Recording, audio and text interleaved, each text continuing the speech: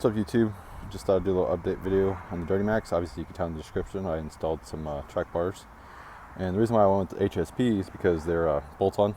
You know, I tend to like bolt-on applications better than weld-on. I mean, WC Fab obviously makes nice ones too, but I saw theirs as a weld-on bracket on the frame, which I guess it's easier. I mean, if you have access to a welder and everything, I just didn't want to deal with that. So, but anyways, here's the HSP ones. And I really like the side bracket. I think it looks pretty cool, you know, with the badge and everything.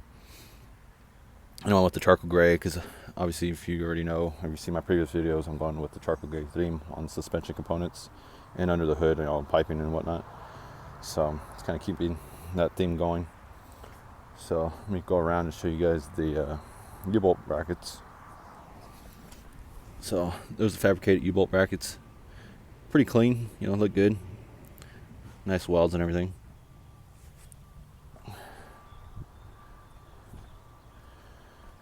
Go under here, give you a little close up on the bracket. So, one sec. So what HSP has you do is on the back side, they give you a step bit, and they have you drill a hole, you know, big enough, which ends up being 1 1/8 inches, so that you can get the bolt through. And they give you like a wire that you thread on, and you can pull it through to the other side, you know. And then nut it, and then the nut's got a hex on there, so you pull it through, which is pretty cool, you know, looks clean. But the only thing is just drilling this frame is a pain in the ass. And if you all know, you know, 2011 and up, you know, GM went to a fully boxed frame, you know, which really beefened up the frame and whatnot. But when you have to drill it, it's a pain in the ass. I mean, you can see how thick it is there. So all I gotta say is, if you go to put these track bars on, make sure you got some fresh drill bits, because these bolts, they all go up to a 1/2 inch.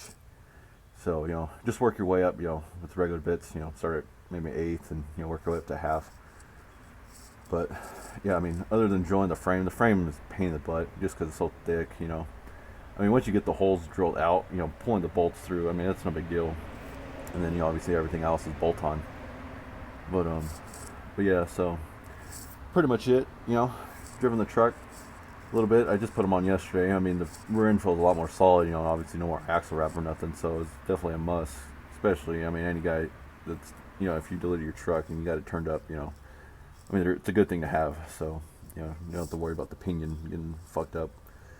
So yeah, so that's pretty much it. And if you got any questions, you know, about the install or what do you know, whatever you got. But one last thing is, these are the 70-inch track bars, and obviously I got the crew cab short bed, and they're actually the same on the long bed as well, because this distance from this part of the frame where they have you drill right here, you know, where the frame kind of is welded in, or whatever GM does right here, this distance from right here in the frame to the rear end is the same between the short bed, crew cab short bed, and a long bed crew cab. So if you're in question, you know, get the 70-inch, and they have like a shorter length, but that's actually for the short bed, a regular cab short bed, I believe. So just a heads up on that.